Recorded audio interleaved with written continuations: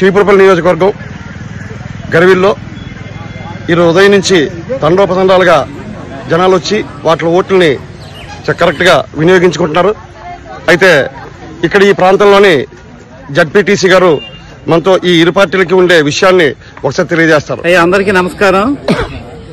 5 సంవత్సరాలు బట్టి మనం ఎదురు చూస్తున్న ఒక మంచి రోజు ఈరోజు వచ్చింది.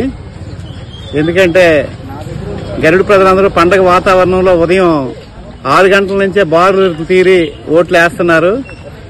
అయితే జగనన్న నేను ఇక్కడ వైకాపా నుంచి జడ్పీటీసీగా 20,000 ఓట్లతో గెలిచాను. లాస్ట్ టైం మా బొత్స సత్యనారాయణ గారు 26 పైచీలకు ఓట్లతో గెలిచారు. ఇంకా అంతకన్నా భారీ మెజారిటీతో మా సత్యబాబు గారు, మా బెల్లం చంద్రశేఖర్ గారు మంచి మెజారిటీతో గెలుస్తారు. ఇది తథ్యం అండి. మళ్ళీ జగన్మోహన్ రెడ్డి గారు రెండోసారి సీఎం గా ప్రమాణ స్వీకారం చేసిన రోజు దగ్గరలో ఉంది. అందరికీ నమస్కారం. Thank you. అయితే ఇక్కడ కళా వెంకట్రావు గారు కూడా గట్టిగా పనిచేశారు. ఆయన కూడా కాపు నియోజకవర్గం నుంచి వచ్చారు.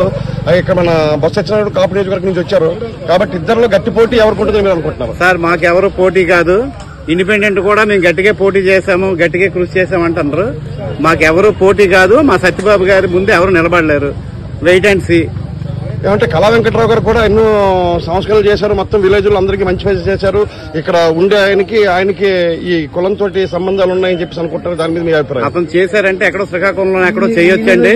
మా చీపురుపల్లి నియోజకవర్గం మాత్రం సత్యబాబు గారు రాకముందు చీపురుపల్లి నియోజకవర్గం, సత్యబాబు గారు వచ్చిన తర్వాత చీపురుపల్లి నియోజకవర్గాన్ని తీసుకుంటే ఎవరిని అడిగినా చెప్తారు. Okay okay. కళా వెంకట్రావు గారు ఇక్కడ స్వస్థలమే కదా?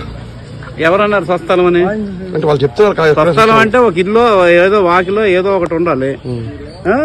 ఇప్పుడు వచ్చారు కాబట్టి నెక్స్ట్ అన్ని కట్టుకుని ఇచ్చేస్తారు. నెక్స్ట్ ప్రజలు ఆదరిస్తారేమో.